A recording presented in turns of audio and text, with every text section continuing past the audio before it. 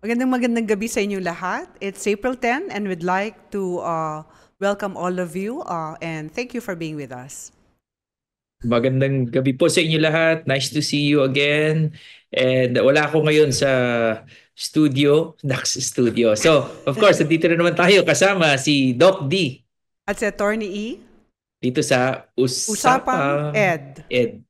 Ang hirap naman pag hindi pala tayo magkasama rito. May Merong konting delay. something. Oo, may something. May something, parang hindi pwedeng kalabitin. Mm-mm. Okay, Kamusta ang... so anong meron ngayon? Kumustahan muna tayo? well, ikaw, gusto lang kitang kamustahin. Very busy Kamusta the ang araw last mo? few days.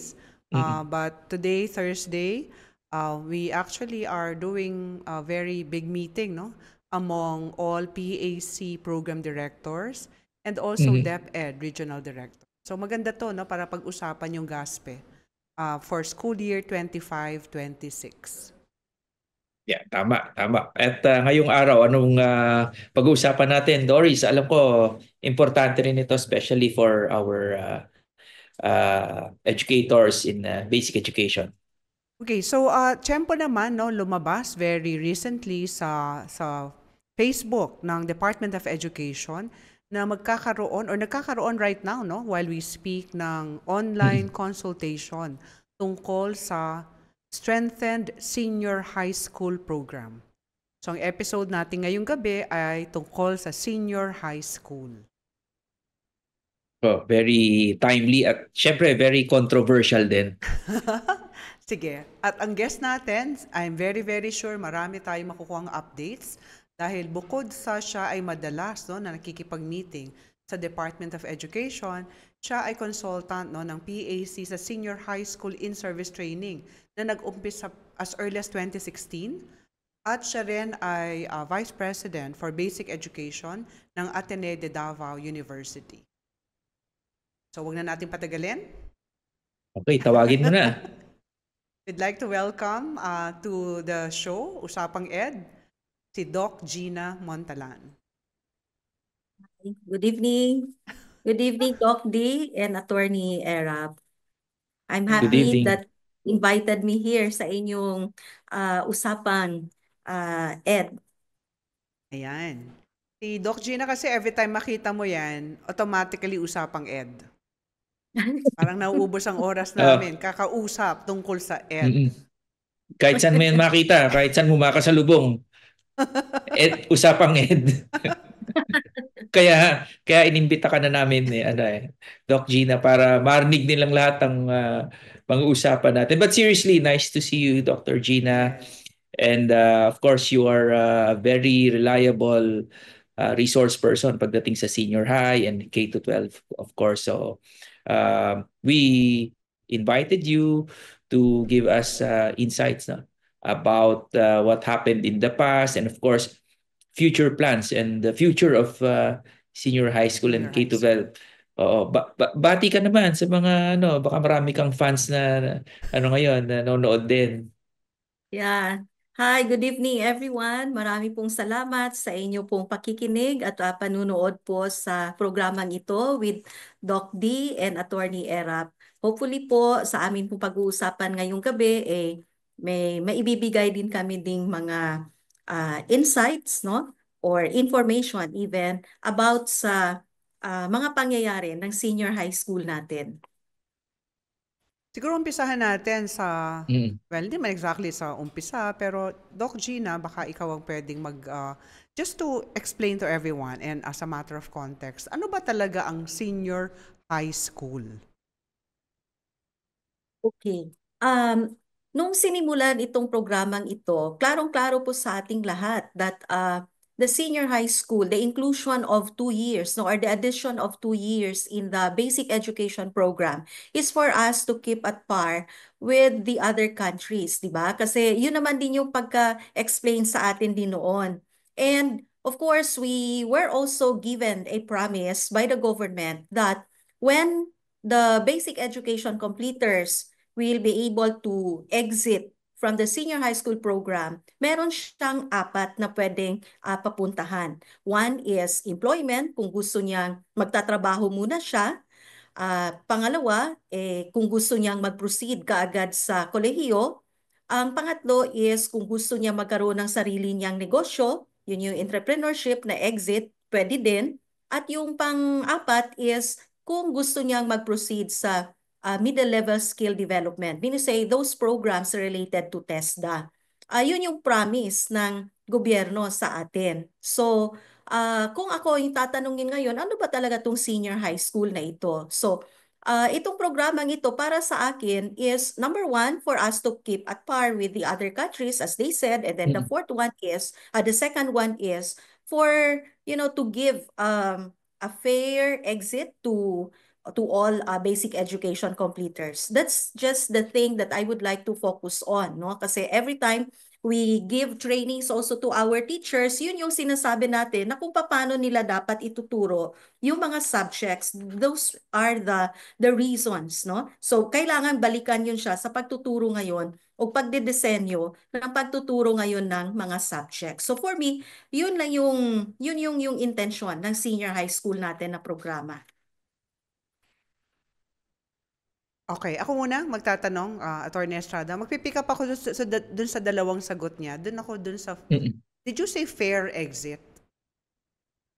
Yeah, fair Fair exit. exit. Sige. So, ang pinag-uusapan kasi natin dito, noong tayo ang nag-aaral, wala namang senior high school. Right? After fourth Yes. year high school, nagkokolehiyo na tayo.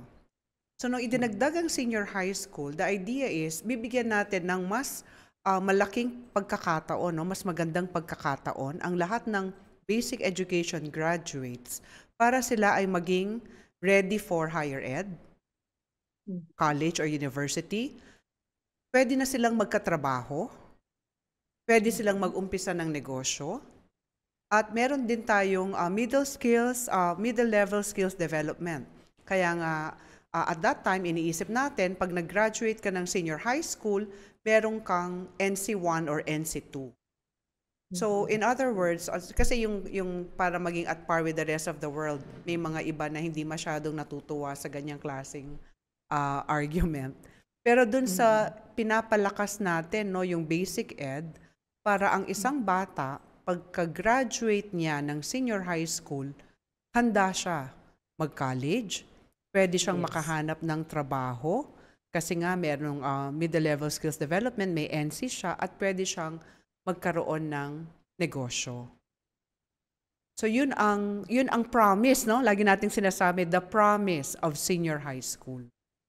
Mhm. Mhm. Yeah. Kumbaga pa, pinalawak yung options, no, sa mga basic education completers. Unlike before, nung hindi pa naidagdag yung 2 taon for the senior high school sa basic ed, parang yung exit lang talaga na mapupuntahan ng mga bata, parang so linear na they can just go straight to the college, and then given the reality also that time na there are also other basic education completers who don't go straight to the college. So therefore, this is the strategy that was somehow done, no, by the Department of Education. So basically, parang tama yung sinabi mo, Doc Doris, na kumbaga pa, expand ngayon yung nung nilawakan yung option ng mga basic education completers. So meron tayong 4 na exit. Parang malalim ang Yeah. iniisip ni attorney. Oo, malalim. Dr. Gina, nung in-implement yung senior high school, magkakaiba din ng implementation, lalo na nung initial rollout. So, ang gusto ko siguro, if I may request you to share sa ating mga viewers and followers, yung Ateneo de Davao experience. No? How did you implement? Kayo ba, on the first year of implementation, lahat ng tracks, lahat ng strands, in-offer nyo ba? And what was the focus, no? Kung hindi naman lahat or kung lahat in-offer niyo, ano yung focus based on your core mission? So, para so the others can also learn from your experience, no, from Ateneo de Davao. Sige. Of course, we know, no, na sa current senior high school program, tatawagin ko po siyang current kasi meron na po pinopropose po na bago, di ba? Alam ko tatalakayin din natin din yun siguro maya-maya. Sa current senior high school program, we know that there are 4 tracks. One is the academic, ang isa is sports, ang isa is TVL, and then the fourth one is the arts and design. Now, nung hinikaya tayo ng gobyerno through the Department of Education to get into the implementation of the program, klarong-klaro naman po yun siya sa atin na hindi dapat or hindi kailangan na yung 4 na tracks i-offer ng isang school. So I would like to understand na it is based on the readiness of the school, no? Na pipili siya ngayon kung ano yung track na kanyang i-offer. So in the case of Ateneo de Davao University, because we have our college unit or higher education unit, we see to it that time that the programs in the college unit po namin will be also marketed, no, in the senior high school program namin. So that is why when we designed our senior high school program, we focus much on the academic track. Though, while we were also working on it, we were also thinking of offering the pre-work track. So prior to the release of these names of 4 tracks of the Department of Education, we were already preparing that time to offer the pre-work track. And in fact, we have also identified 4 programs for that. But in the end, we ended offering or focusing on or offering the academic track. So, yun po yung pamamaraan ng pag-identify namin. Then, what we did also, medyo nauna ata yung pag-design namin ng contents, no, na aming senior high school, because that time while we were still waiting for the release of the curriculum of the senior high school program coming from the Department of Education, we analyzed already those topics in the college considered to be repeated subjects or repeated topics, because those topics are supposed to be mastered by students in the junior high school. So binaba na namin yun siya. Then the other one is we look into those topics in our junior high school that were considered as advanced topics na based on our analysis, hindi nararapat doon sa junior high school.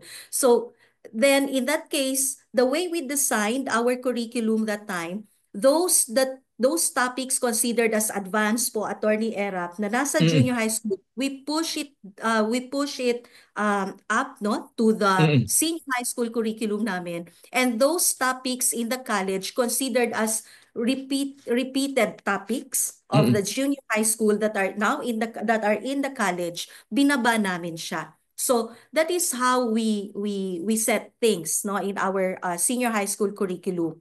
The other one is the senior high school program of Ateneo de Davao University. Somehow hindi kami tawag niyan, parang sumunod talaga in toto on the names, no, of the strands of the academic track.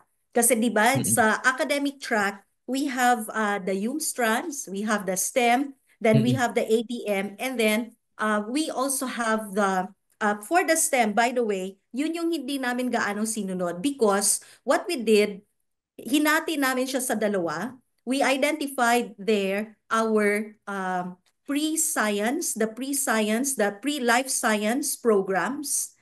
These are directly articulated to our programs in the college that are housed in the natural sciences department, no, or division that time. And then we do also have what we call the pre-computer science program in the senior high school, so that it will be directly articulated also with our computer studies programs in the college. And then we do also have the pre-engineering and architecture program. So meaning in the STEM strand, we still have 3 sub-strands in there. The pre-life science, the pre-computer study science, the pre-computer studies, I mean, and then the other one is the pre-engineering and architecture. So that is just how we simply set up our senior high school program, and very clear to us, to the university, that the programs we are going to offer in the senior high school will be directly articulated to our college programs. So that's Mm-mm. just how Mm-mm.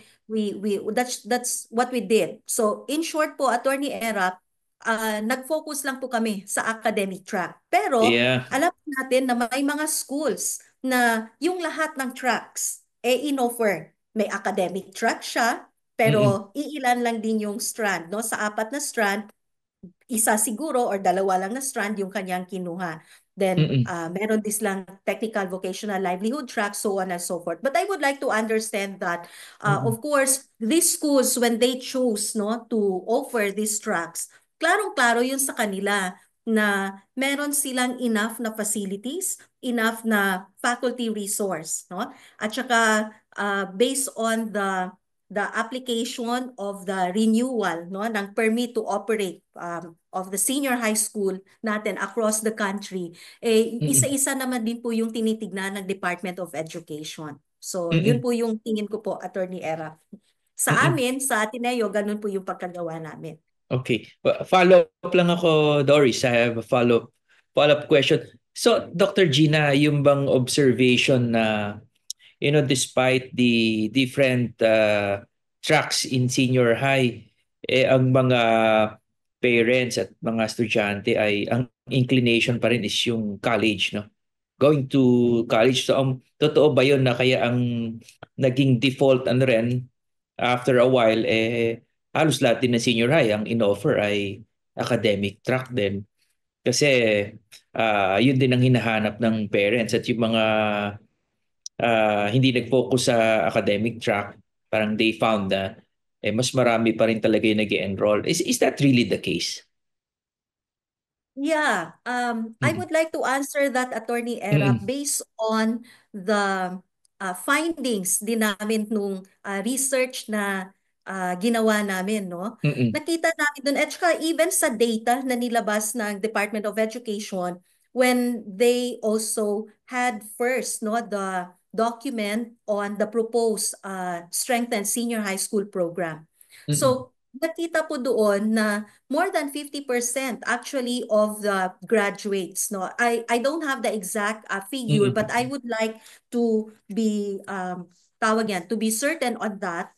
I would like to make use of the 50% in there kasi I know that it's more than even 60%, but just to be sure, more than 50% of the graduates of tawag yan, of the basic ed, no, they really proceed to the higher ed. So Mm-mm. in fact, kung titignan ko po nga siya, yung 4 po na exit na binibigay, in-offer ngayon ng gobyerno Mm-mm. through the Department of Education to our basic education Mm-mm. completers to provide a wider option no sa ating mga basic education completers. Para po sa akin, parang hindi pa rin po yun siya tawag yan, para bang hindi pa rin siya nangyari kasi I don't know, maybe it has something to do with the mindset of our learners, of our parents, no? Baka iba talaga yung dating kung halimbawa yung kung ang bata ay didiretso ng ng higher ed.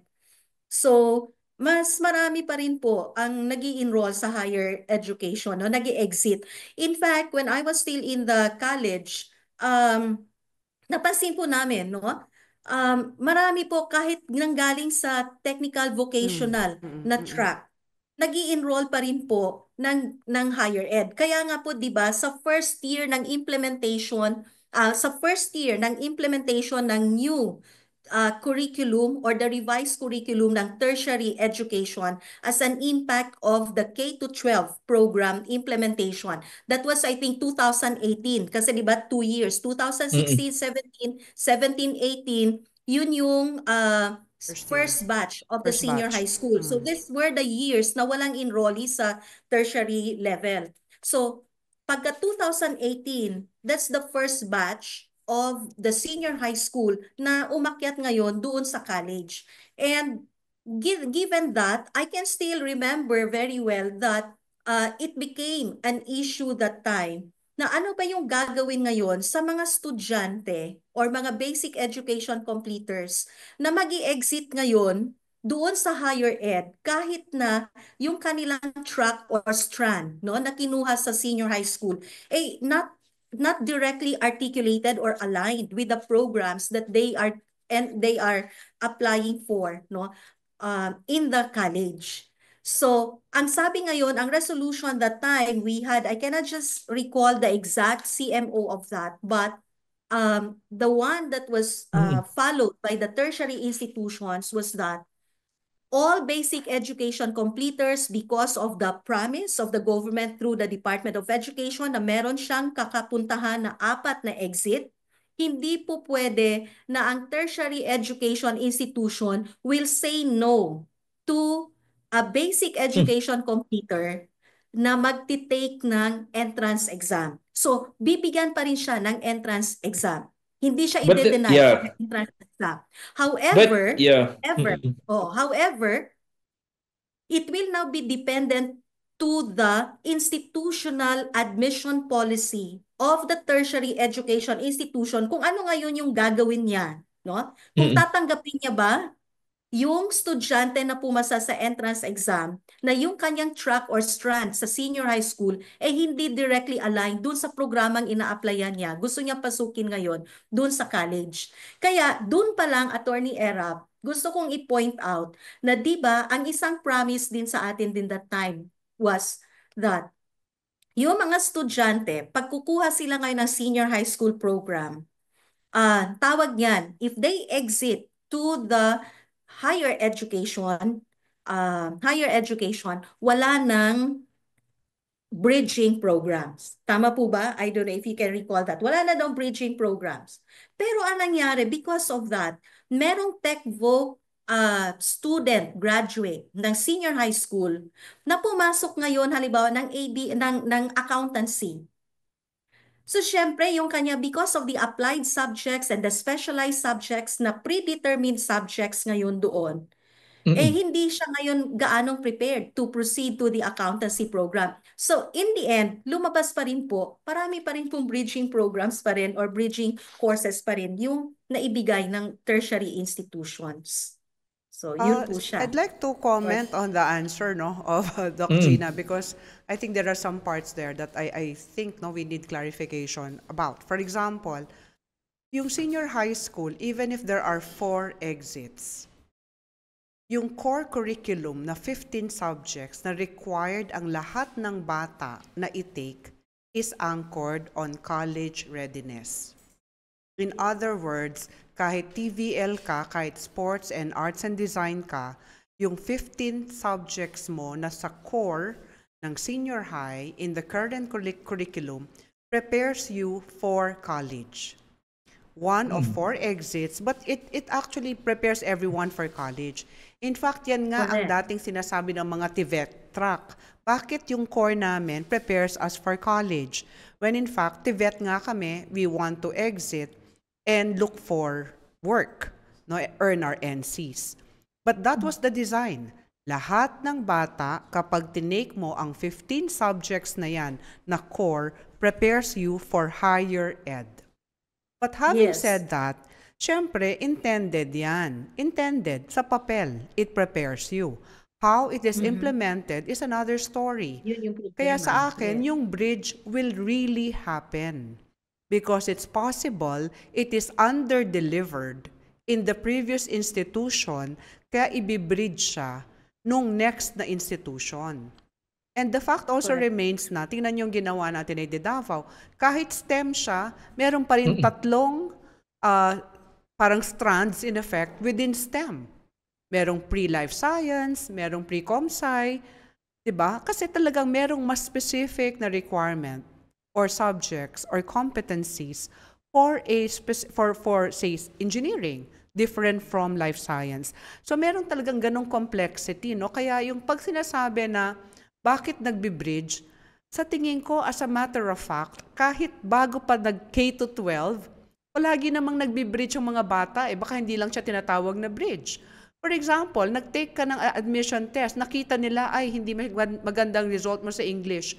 Sa summer, mag-English ka muna. Diba? Some call it English 0. Diba? Kasi nga, bago mag-English 1, may kulang ka So, that is a form of a bridge. Kasi nga, ibig sabihin, hindi ka handa. Now, so isa yun na nasa, kumbaga parang, underlying the design of the current senior high curriculum na matagal din ang ano diyan, ang debate.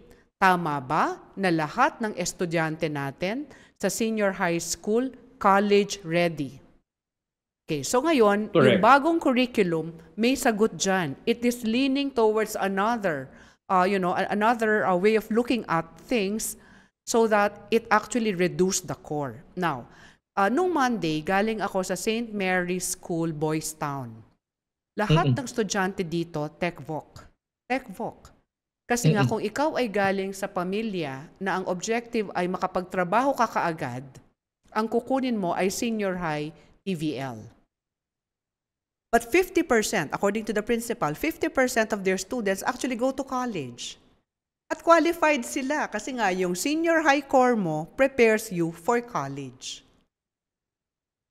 So that is something that it's a decision that really will have to be made by the Department of Education about the senior high school program. In the current curriculum, 4 man ang exits, yung core prepares everyone for college.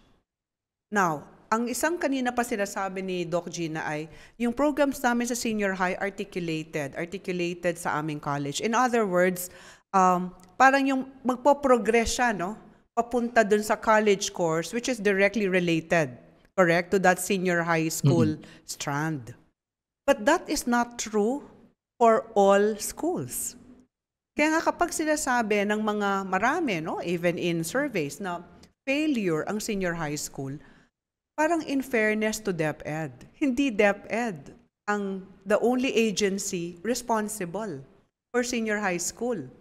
Paano nag-adjust ang mga curriculum ng higher ed given na eto na ang senior high school program mo, additional 2 years. At ang palaging sinasabi sa mga EDCOM meetings at ng mga senador at congressmen, bakit hindi umikli ang college programs kung yung dati mong Gen Ed na 2 years, bumaba na sa senior high?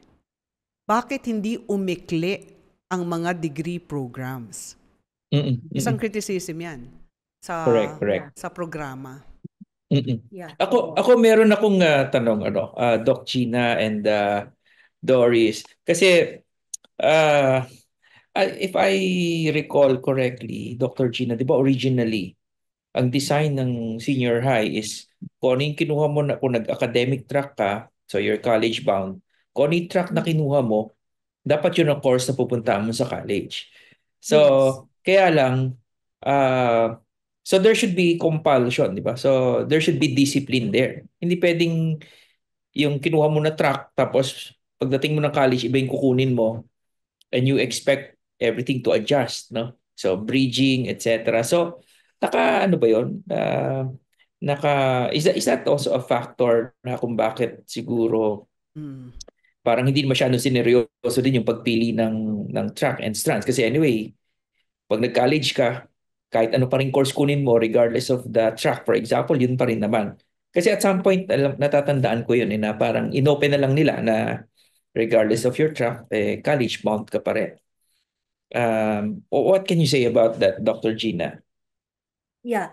Before I'll get into that, Attorney Era, gusto kong i-pick up yung pinoint out ni Doc Doris, no, na kahit pa man nagsimula yung senior high school, yung mga graduates naman din or completers natin ng basic ed, when they proceed to college, ando na yung bridging na mga subjects, di ba? Kaya nga, ma-remember natin that time, if I'm going to connect it sa punto na ni-raise mo, Attorney Era, ang sabi noon is, kung ano yung kinuha na track at saka strand, no, kung academic track, yung inenrolan ng basic ed student, dapat sana, kung magi-exit siya ngayon doon sa higher ed, yung kanyang kukunin na programa, aligned doon sa tawag niyan, sa kanyang kinuha na track at saka strand sa senior high school. Kaso nga, tama din yung sinabi ni Doc Doris na to be fair with DepEd, hindi lang naman si DepEd dapat dito yung titignan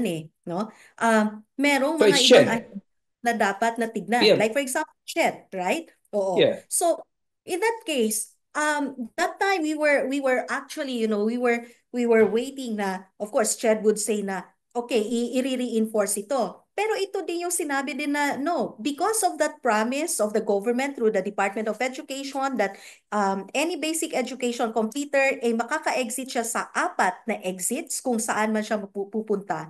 I can also understand the take of, of the Chad that time na, oh, you cannot say no to any student or to any basic education completer na gusto mag-take ng entrance exam. Pero it will now be dependent sa inyong institutional admission policy kung ano yung inyong gagawin. So doon ngayon nagsimula yung pag-identify ngayon ng mga bridging programs kasi doon natin makikita ngayon sa profile ng mga estudyante nga na maraming ang nagpo-proceed sa isang programa in the college na hindi directly aligned yung kanilang track or strand doon sa senior high school, no, nila. So, in that regard, tama din yung sabi din ni Doc Doris na, di ba, when we talk about articulation in here, it is in the core. It is in the GE core subjects of the tertiary level. Makikita natin ngayon yung articulation ng tertiary level with the senior high school. So if we're going to look at the core learning areas ng basic ed, yung core learning areas, ito yung naka-articulate sa core, sa GE core. So, ibig sabihin, lahat-lahat ay prepared talaga. No? Dapat. Kahit nagaling siya sa TechVoc, kahit Yes. galing siya Kaya sa... nga 15 subjects yun, Yeah. Doc Gina. Ang dami nun. Prepared siya, yes. That's Oh. right, oo. Kaso nga, tama yung sabi mo, Doc Doris, I would like to concur on that, na somehow, babalik tayo doon sa implementation. Anong nangyari sa implementasyon ngayon ng curriculum doon sa senior high school? Bakit nagkakaroon na marami pa rin tawag niyan? Marami pa rin nagkakaroon na tawag niyan, breaching. So kaya, papasok ako ngayon doon sa tanong mo, Attorney Erap. Yes. Doc Gina, Yes. bago natin iwan yan, because since you opened a very interesting topic, di ba kasi noon, yung GE subject sa college, from 63, di ba, naging 36. Yes. Kasi supposedly napunta na sa senior high. Bakit? So balik ako sa tanong ni Doris, bakit hindi bumaba yung number, ba't hindi bumaba yung number of years, total number of years sa college kung... Iba pang ano talaga yan. Oo. Actually, ganito yon. May mga programa na, I think, based on my experience din based on our experience, ganito yon. Sa 36 na GE courses, of course, bumaba yung number of required GE core. Naging 36 na nga lang. Pero ang kaso naman din, I'm sorry to say this, the technical panel of the different programs of CHED, I should say, nakamute yata, Doc Gina. Ay, sorry. Nakamute ba? Doc Gina, Hindi na-mute ka. Nakamute ba? Ayan, ito. Can you hear me? Sinabi mo lang technical panel, nag-mute ka.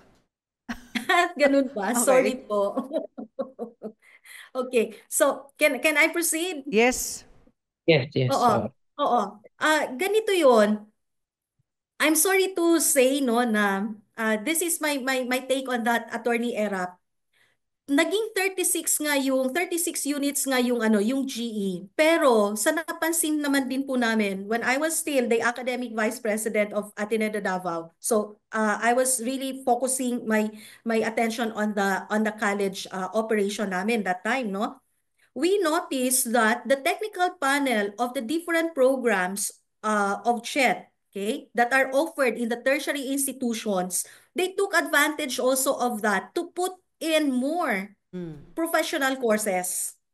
Okay? So, bumaba nga yung GE core, pero dumami naman din yung professional courses. But Dr. Gina, what prompted the additional professional courses? Is that something that was driven by law? Meron bang new law, what compelled it? Kasi hindi naman pwedeng nabawasan, so dagdagan lang natin. But is there any particular reason why?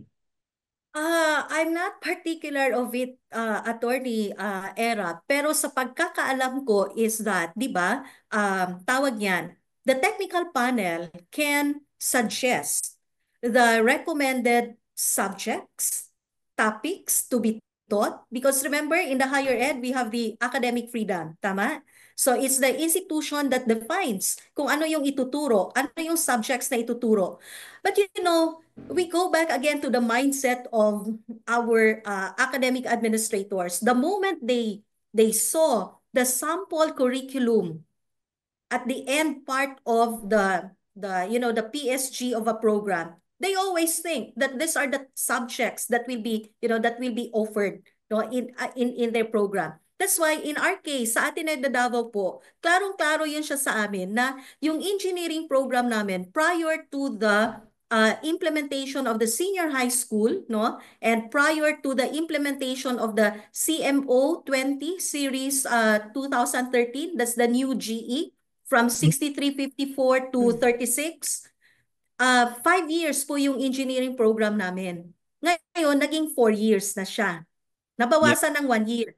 Then yung aming AB Psychology also na program, instead of 4 years, naging 3 years yon. So may mga programa kaming naging 3 Bumaba years. naman. Ang naging problema ngayon, bumaba siya. Pero ang naging problema ngayon, based on my experience also on that, on a particular, in a particular program, no? Na merong board exam, we were, one of our faculty members who happened to be an accreditor of that program, tinanong, bakit naging 3 years na lang yung programa ninyo? And to tell you here on air, it's the PRC, no?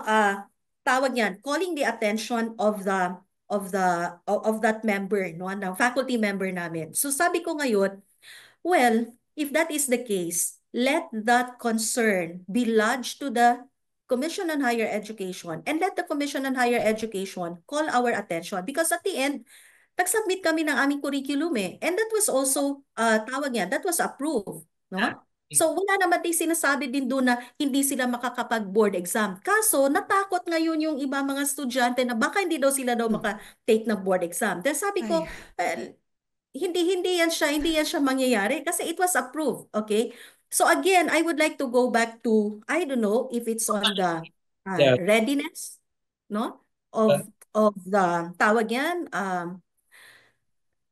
I have to say this sometimes kasi we need to know kung hanggang ano yung parameters natin na pwede nating magamit in implementing the revised curriculum. Yeah. But Dr. Gina, I think tanong yes. lang. Yeah, tanong ko lang. So katulad sa experience yun na yon, because of that PRC thing, ano nangyari? Binalik nyo yung mga 3 years na dating 4 years, bumalik kayo sa 4 years, yung 4, 5, bumalik ba kayo sa dati? Because yung 4 years pa rin. Yung 3 years pa rin. Up to this time, no? Up to this time. Kasi nga, as I said, nag-submit kami ng curriculum sa proposed curriculum sa CHED. Approve naman din, di ba? So, ang akin po doon, tama yung sabi ni Doc Doris, dapat siguro yung mga ahensya na concerned on this, mag-uusap-usap din. Sige, Doc Gina, I'll continue that where you left off, no? So, yung senior high kasi, palagi ko rin naman itong sinasabi, point of intersection yan ng DepEd, CHED at TESDA. Kaya kailangan ang development ng curriculum na yan is interagency, which is what the current administration is doing. In fact, in one meeting, sabi, mabuti nag-uusap tayo. Siyempre, dapat naman talaga nag-uusap. Dahil yung senior high curriculum mo, umi-exit siya ng higher ed, which is CHED, and of course, middle level skills development and employment, which is TESDA. So, tama yun na mag-usap sila. Pero noon kasi, kung titingnan natin very simplistically, nung tayo nag-aaral at walang K-12, yung ating 4-year course ay 2 years of GE at 2 years of professional courses. Kaya siya 4 na taon. So akala ng mga magulang, kung bumaba yung 2 years dito sa senior high school, 2 years na lang ang college. Tama? But that's a simplistic way of looking at it. What was done was gumawa ng revised Gen Ed curriculum na 1 year lamang. These are the ones which were interdisciplinary, right? Science, technology, society, etc. So, pwede pa rin 1 plus 2, right? 1 plus 3. In other words, meron ka pa rin nabawas na 1 taon dahil ibinaba mo yung 2 years sa senior high, naggawa ka ng 1 year na revised Gen Ed, plus 2 yung dati mong professional course. So, yung 4 mo becomes 3. Yung 5 mo becomes 4. But, it did not happen for some of the program. So hopefully ngayon, this is something that can really be solved. Kasi in one meeting, I remember, nakaupo talaga sa meeting natin, kasama ang DepEd, yung technical panel on general education ng CHED. Kasi nga sasaluhin na ng CHED yung senior high program. Pero yung bridging, ito lang yung opinion ko dyan. And I'll give a very specific example.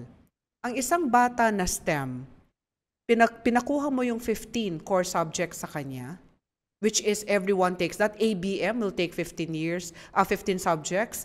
Humanities will take the same 15 subjects. Pero dahil STEM siya, meron siyang calculus. Sa humanities, walang calculus. Ito yung in the current curriculum na tinatawag na specialized subjects. Pagdating ng college at si humanities, art, at ABM at STEM, magsasabay-sabay mag-apply sa engineering, correct? Yung STEM, nag-calculus. Yung dalawa, yung humanities at ABM, hindi. Kaya palagi kong sinasabi, you cannot fault the school na magbibridge siya. Kasi not on the same page ang mga estudyante na magka-college sa kanilang programa dahil iba-iba ang naging tracks nila and strands. Kahit college-ready sila na minimum, dahil binigyan mo ng specialized subjects, lumamang ngayon yung nasa tamang strand papunta sa programa na articulated.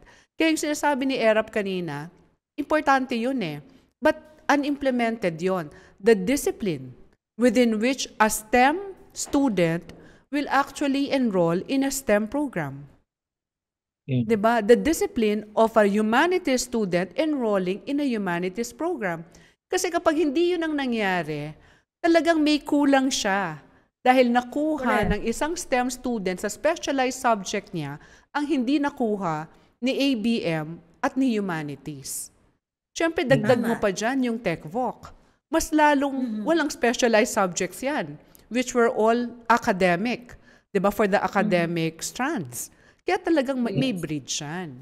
So sa akin yun ang talagang palagay ko kailangan pag-usapan ng maayos dito sa strengthened senior high school program.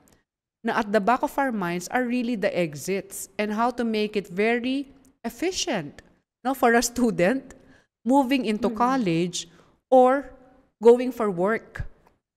Yung second problema mo dyan, Attorney Erap and Doc Gina, sa TechVoc naman. Ang promise ng senior high, may NC, yung bata. Kaya nga siya work ready at employable. Hindi rin ito nangyari.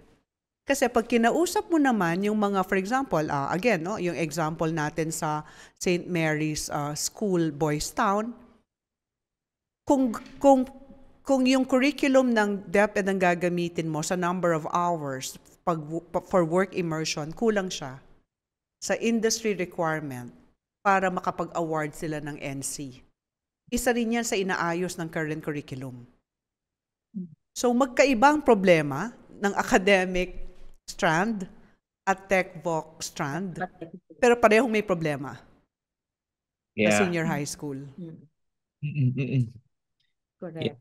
Ako naman, react muna ako, Doc Gina, before I think maybe we can move to another issue, but I also would like to react sa the one that you mentioned earlier na yung pagdagdag ng mga professional courses and subjects. Of course, it is the prerogative of the institution. I think wala namang doon. There's no quarrel there. Kaya lang syempre nung ginawa yung senior high school, ang status ko noon is 4 years yung college, di ba? With more or less the same required curriculum. So nung pinalitan na nga yung GE at napunta na sa college yung kalahati.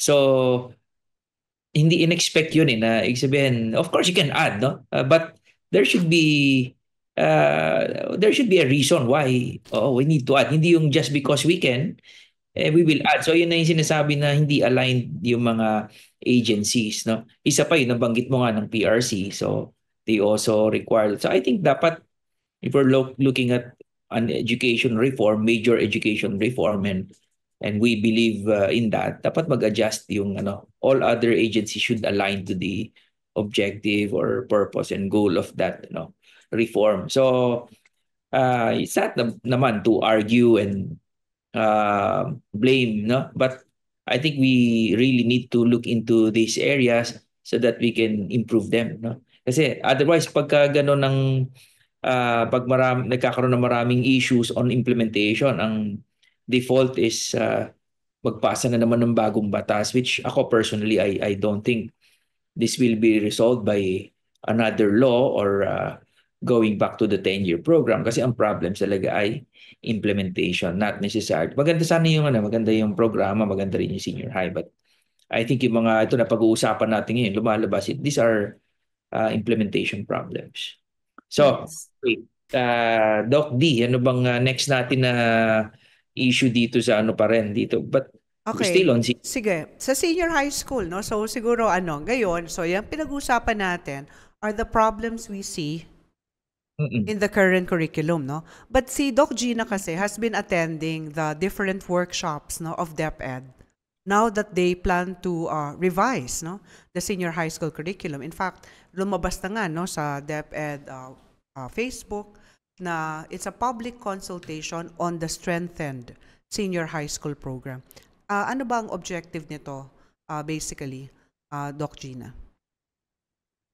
Well, basically, as they said, it's strengthening the current senior high school program, right? And the purpose of that are anchored to the following goals as stated in the consultation packet na kanilang nilabas. One is streamlining the 4 tracks and the subjects, required subjects, prioritizing also the student choices in terms of exit ito, no? And then the third one is ensuring that student options are seamless.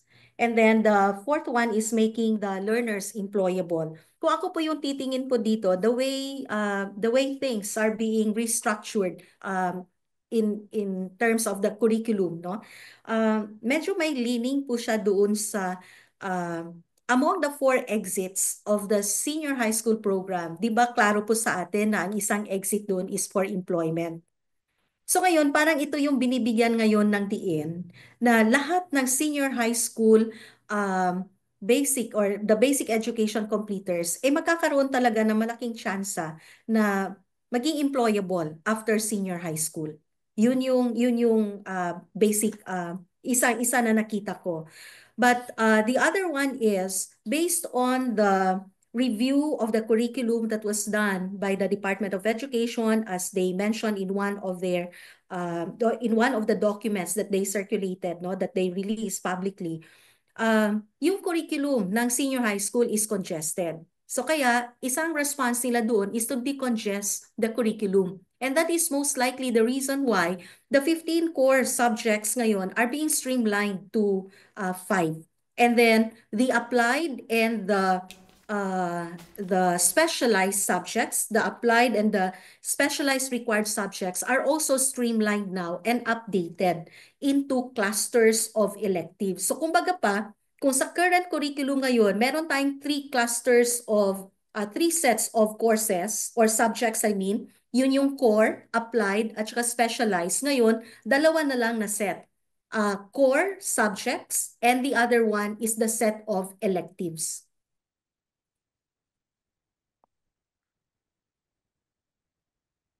Okay? So, from 15, 5 ang core. Opo. 5 ang core. Lumabas naman na, di ba, kung ano yung core subjects na yan? Yes. Okay. Ito yung effective communications, life skills, general mathematics, general science, and pag-aaral ng kasaysayan at lipunang Pilipino. So from the 15 current core subjects, naging 5 na lang ito ngayon. Tapos yung applied subjects at saka mga specialized subjects, Electives. instead na yung clustering noon is by strand and by track, ito ngayon, we now have 2 tracks na lang, which are namely the academic track and technical professional track. Yung mga applied and specialized subjects na yun, ay naka-cluster po siya into electives per track. So sa academic track po, merong 5 na cluster of electives, namely the arts, social sciences and humanities na cluster. Second one is business and entrepreneurship. Ang pangatlo, ito yung STEM, set or cluster of electives under the academic track. Then, this time, di ba meron tayong track ngayon na sports and design. Ngayon po, meron siya ngayong mga subjects doon na nanggaling na nilagay ngayon sa isang set ng or isang cluster ng electives under the academic track, and that is named as sports, health, and wellness. And the 5th cluster of electives under the academic track ay tinatawag na field experience. Then for the technical professional track, merong 5 din na cluster of electives. Yung first 4 clusters po dito, dito nanggaling yung nanggaling siya sa 4 na components ng TVL na subject ng K2 ng Key Stage 1, 2 and 3. Pag sinabi natin Key Stage 1, ito yung Key Stage 2, Key Stage 2 and 3. The Key Stage 2 is for grades 4 to 6, and then the Key Stage 3 is yung junior high school. So, yung 4 na components na yon, ito yung tinatawag nating agriculture and fishery arts. So, may isang cluster ng electives niyan. Isang cluster din ng electives ng ICT. Isang cluster din ng electives ng family and consumer science. And yung pang-apat, yung industrial arts. Pero may nadagdag po ngayon dyan sa 4 na components ng TVL ng Key Stages 2 and 3 para sa isang cluster pa rin ng Tech Pro track, which is the maritime. So, sa academic track, may 5 na cluster ng electives. Sa Tech Pro, may 5 din na cluster of electives.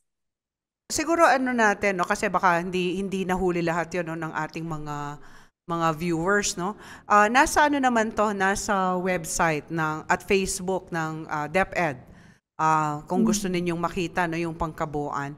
Yung sa akin lang, ako personally in agreement ako sa core na 5. Kasi yung core subject ngayon, hindi na siya naka-anchor sa college readiness. In other words, kung magka-college ka, kailangan kunin mo yung mga ibang subjects na ngayon ay ang tawag electives, no? Pero hindi na sila panglahat.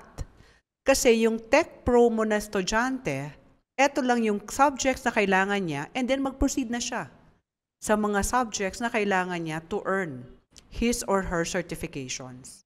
Yun I think is a big change. Although dun sa clustering, yung anong sense mo sa implementation nito? Will this be easy to implement the way it is designed? 2 layers. Implementation of this design at the level or at the lens of the management, no? Of course, we know na sa ngayon may 15 na core subjects. So syempre, especially with the private schools, marami yang na-hire na mga teachers given the specialization nitong required specializations nitong core subjects apart from the electives also, no?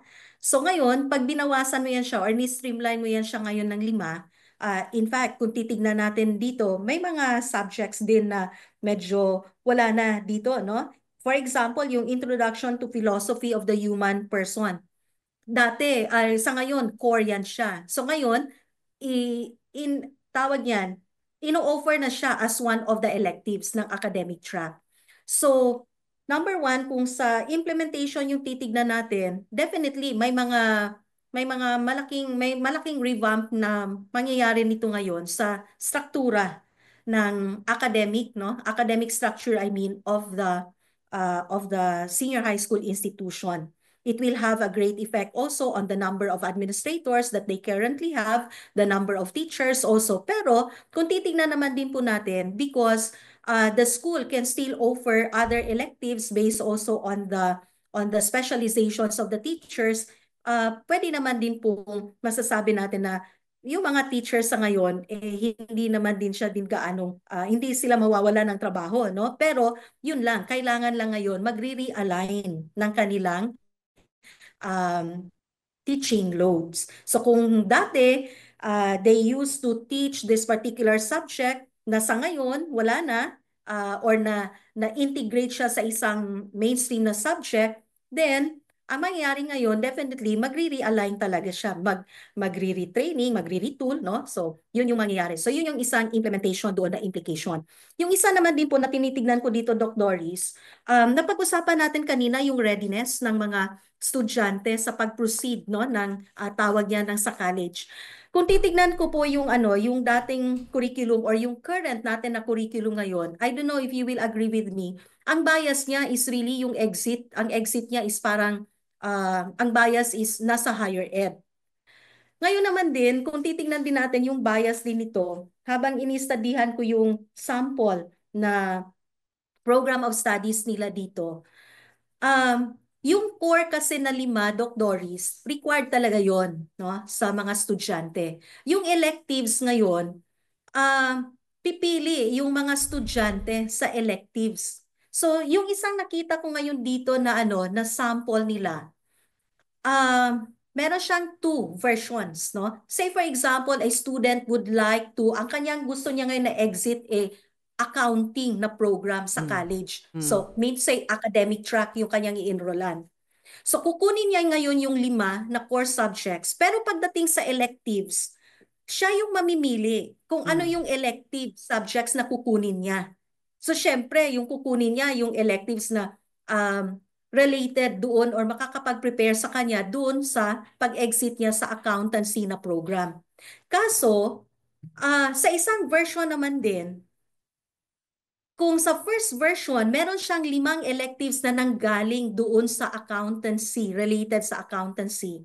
Yung isang version, pwede naman din po yung 2 related sa accountancy, pero yung isa ay nanggaling doon naman din sa isang, tawag yan, isang programa, no? Pwede siyang kukuha ngayon ng subject na hindi directly related sa accountancy. Oo. Kasi 'di ba free choice yung So ang bottom line, baka hindi makapili ng tama yung estudyante. Correct. Yan. Yeah, ang aking tingin diyan, Doc Doris, is ganito. Of course, DepEd is saying that they have a program that will, guide also the senior high school institutions to guide students, no, in choosing the elective. So, okay na ako doon, wala tayong problema doon. Ang problema nito ngayon, Doc Doris and Attorney Erap, we go back to the implementation problem natin.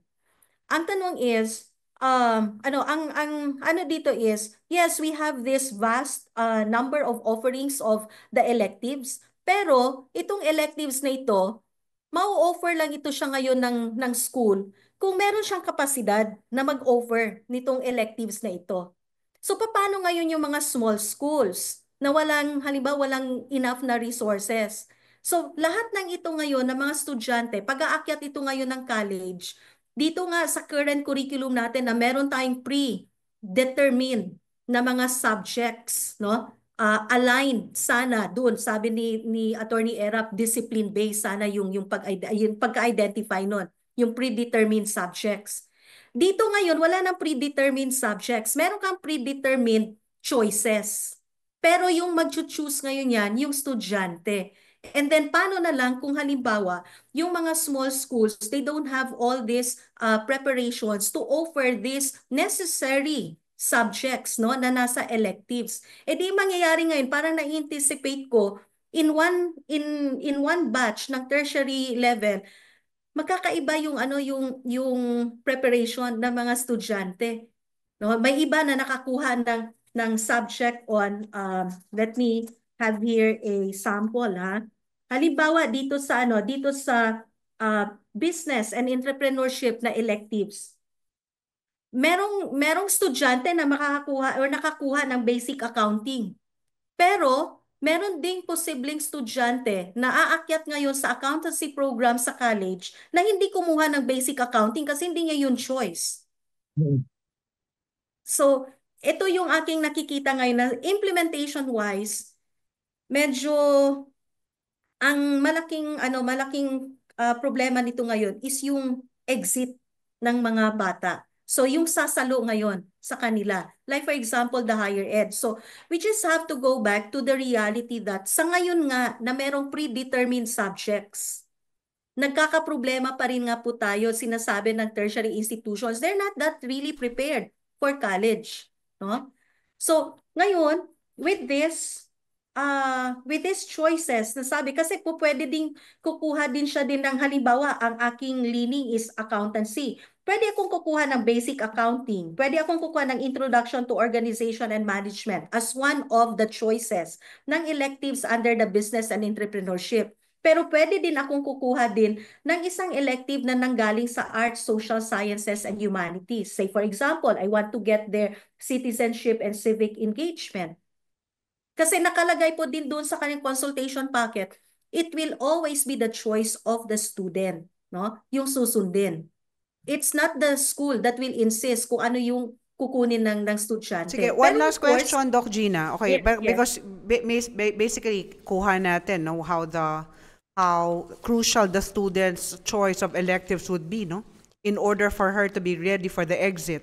What if hindi naman ma-offer lahat ng schools?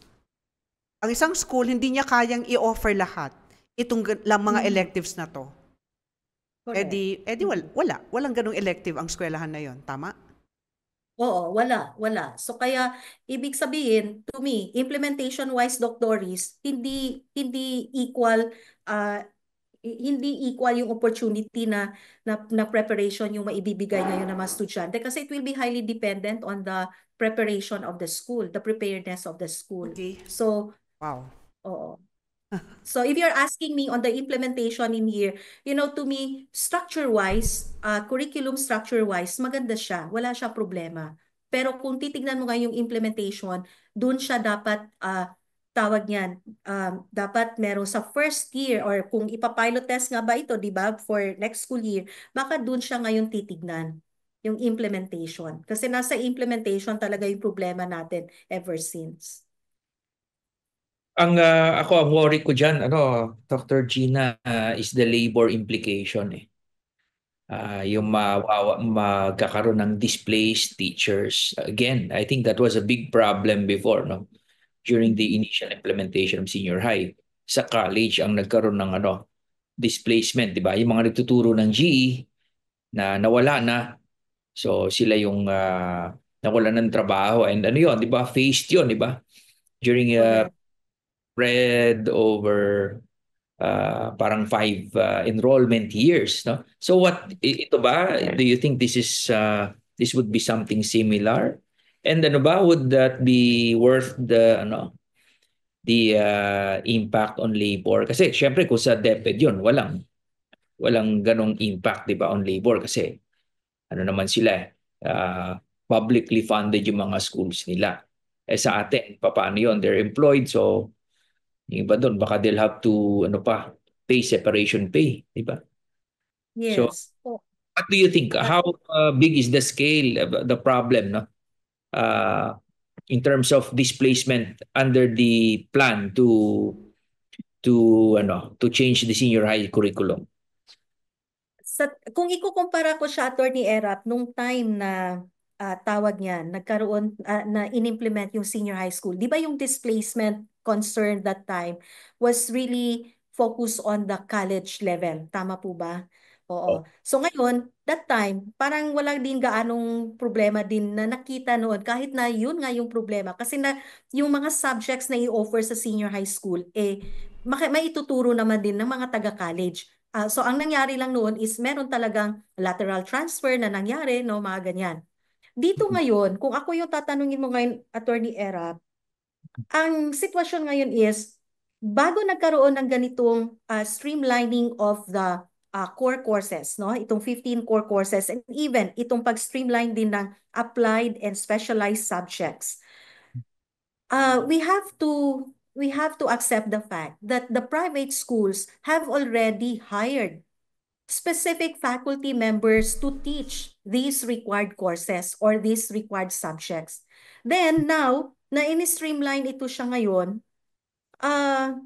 if you will ask me, kung ikukumpara ko ito ngayon, yung problema na nakita natin noon, no, dun sa college, mas medyo malaki ang impact nito, Attorney Erap, dito ngayon sa ating senior high school institutions. Kasi dito, nag-hire talaga ng mga teachers na for these core courses. Pero ang sabi naman din ni DepEd, pwede naman din kasi na meron naman sila dun sa consultation packet na kanila nilabas, meron silang sinuggest na those teachers hired for these particular subjects, they can be those teachers na magti-teach ngayon ng ganitong mga subjects. So that's why I said nga earlier on, pwede, yung implementation wise, gagastos talaga yung mga senior high school, yung private senior high school institutions in here for the retraining, retooling of the teachers na na-hire nila, yung mga regular teachers specifically, no?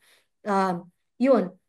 Then the other one is, yung sinasabi naman din na marami namang mga electives na pwedeng maituro ng mga teachers ito. Kaya nga sabi ko, retraining, retooling talaga ito. No? Doon siya ngayon babanat. So, to me, kung displacement yung ating pag-uusapan dito, well, while before entering no to this online discussion natin, tiningnan ko yung proposed CGs, curriculum guides ng core subjects. Hinahanap ko yung isang subject, hindi ko rin siya gaanong mahanap. And in fact, I asked yung content specialist natin yung training group namin ng PAC. Tama ba yung pagkakita ko dito? Nawala ba yung subject na ito? Nawala nga rin yung subject na yon, no? But we know very well na even kung titignan natin siya kasi ni-release naman talaga ito ng DepEd. Kitang-kita natin na yung Filipino wala siya doon, 'di ba? So dati yung Filipino teachers coming from the college nalipat ng senior high school. So ngayon wala na naman siya dito. Though yung curriculum guide ng effective communications, meron siyang kaparallel na curriculum guide doon na Filipino yung version niya. So we just do not know what's really the plan for this, no? Kasi I'm not there naman in DepEd na pwede kong masabi na ganito siguro yung plano. Pero dalawa yung curriculum guide versions na nilabas doon. Pero yung isang hinahanap ko dito, Attorney Erap, so isa, considering your question, yung isa, Filipino group yon ng teachers, no? Pwedeng maapektuhan dito. Pero, binibigay naman din yung Filipino as an elective subject. Pero we have to, ito yung nakakatawa nga dito, Attorney Erap, may mga private schools na may mga estudyante na nababagsak doon sa Filipino na subject from elementary to the junior high. So sa tingin mo, kukuha pa ito sila, magi-enroll ba ito ba sa senior high school ng elective na Filipino? Kung yun yung nangyari sa kanila from elementary to the junior high school. That's just one thing na pwedeng tignan siguro, no? Pero the other one na hinanap ko is yung PE. With the recent version of the curriculum guides that was released, wala yung PE. So, paano naman yung mangyari dito yung PE? So, pero tiningnan ko, meron din siyang maituro din dito din sa electives. Pero yun nga, as you asked me, kung displacement ng workers or ng faculty members, I mean, yung ating pag-uusapan dito, kung meron tayong na-experience niyaan at in-address that time, no, nung in-implement yung senior high school curriculum, in the context of the implementation, yung effect niyan ngayon doon sa tertiary level. Kung iano ko siya, Attorney Erap, in a scale of 1 to 10, siguro yung impact noon is nasa mga 7. Okay? Sa ngayon, my personal assessment is nasa 4.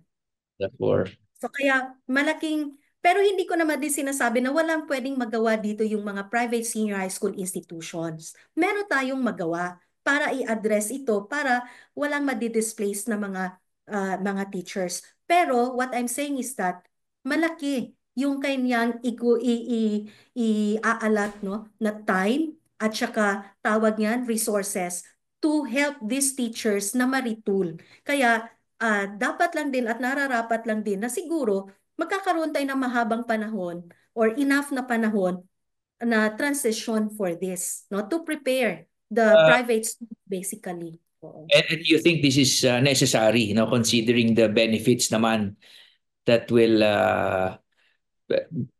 happen, with our learners in the program. You think this is really necessary at this point? Well, kung the impact is sabi mo, at the level of 4, no, in terms of seriousness, at kaya namang gawa ng paraan, and you think this is necessary anyway. Yeah, it's what do you mean na necessary po? Necessary siya na gawa ng aksyon or Because we are reforming the, di ba? We're reforming the senior high curriculum, and it's Mhm.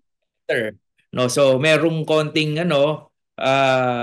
effect na may impact sa labor, and so yun ang tanong ko. So wala, kailangan talaga nating gawin ito because we have to Yes. senior high school.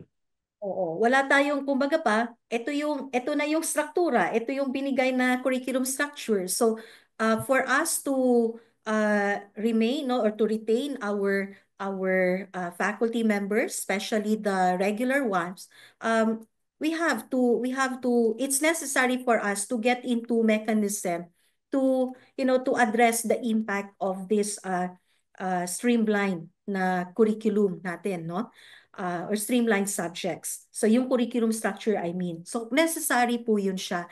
Pero may isang bagay ako gustong um, gusto ko siyang tignan din, Attorney Erap. Necessary ba na ganito talaga yung pagka-revise ng curriculum? Yun yung gusto kong tignan. Sige. Necessary ba? Gusto kong ibalik siya ngayon dun sa punto na bakit ba natin nire-revise yung curriculum? Okay. Yeah. At Doc bakit siya Gina, natin sa nire-revise? akin, Yeah. tingin ko, let's leave that question and hang that Yes. question because I don't want us to, like, Yeah. right now it's an online consultation. So let's see, what people will say. I think everyone has until April 11 to give their comments to Correct. DepEd, no? But those are questions that we're asking insofar as, do we really need to revise? Why is this the direction of the revision? Etc. So siguro yun ang mga hindi pa tapos na usapan tungkol dito. And Yeah. Tsaka necessary, ano ba yan? Is it mandatory? Ano ba yan? Meron mo ng pilot? I So, think di may ba? pilot ng 25-26. I think that much. 25, Oo. oo. Nasa School year kanilang 25-26. consultation packet. Oo. Nasa Okay? kanilang consultation packet. It's 25-26 For pilot siya. pilot. Yeah. Oo. Okay. Okay. Parang Ako, dami. marami pang pag-uusapan tungkol dito. Pero sige, I think we can, parang wala tayong mako-conclude. Magko-conclude ba tayo? Kanina pa ako dito, sinisenyasan mag-conclude ka na. Parang wala naman kaming mako-conclude at this time because it's a continuing conversation. But first, we'd like to thank Doc Gina Montalan for sharing her expertise with us, no? For being the consultant of the PAC in the senior high in-service training. Siguro ang sa akin lang, na last ko na lang sasabihin about the senior high curriculum while the review is ongoing, napakahirap kasi talaga na we put a handle, parang fully understand this kasi wala tayong maayos na data siguro, no? Na ano bang nangyari sa mga estudyante na nag-graduate ng senior high taon-taon. Noon ko pa yung tinatanong ilan ba talaga ang nag-college sa ACAD? Ilan ang nagka-NC sa TVL? Ilan ang nagkatrabaho sa TVL? Ilan ang nag-STEM sa college? Nag-ABM sa senior high, nag-ABM sa college. No, ilang batches of senior high school students? Wala pa yata tayong ganong klaseng data that will really make us very more confident, no, in the direction that we're taking insofar as revising the curriculum is. Yeah. I agree. Yun lang masasabi ko. I agree with Yeah, ako naman, of course, full support tayo kay Secretary Sani. And I think we just need to look at all angles, no, and all perspectives also. Siguro hintayin natin matapos yung consultation. That's actually happening, di ba? As we were on this podcast. So, tingnan natin kung anong magiging feedback. So, yung mga nakikinig din at kasama natin in the last hour, no? So please send also your comments here, no? And so that we can continue to talk about this and finally arrive at the better solution for everyone. Of course, merong disruptions, may mga, for sure may ganon, no? Merong impact, no? But we're hoping na it's worth no, worth the benefit that we expect to get from another reform, no, in senior high school. So, No. Doris, maraming salamat, Dr. Gina. Kulang ang oras. Doc Doris and Attorney Era, baka makalimutan ko po. Gusto ko lang din pong ipaalam sa publiko, no, through sa inyo pong programa na ina-appreciate po natin yung pamamaraan ng Department of Education po ngayon na marami po silang series of consultation na binibigay po sa ating lahat for us to be heard in all these proposed revisions of the senior high school curriculum. And gusto ko pong tukuyin doon yung partisipasyon ng private schools. Kumpara po noon, medyo ngayon po visible po talaga yung participation ng private schools. And nagpapasalamat po tayo niyan sa Department of Yes, Education agree. with the leadership of Secretary Angara po. Thank you. Okay, Ano so on naman? that note, pwede na tayong mag-goodbye muna. And we'll see them again on Monday, Holy Monday actually, April 14. Thank you, Dr. Gina. So, Marami din salamat. So ano sabihin natin? Kita-kita ho tayo sa Holy Monday dito sa Usapang Usapang Ed.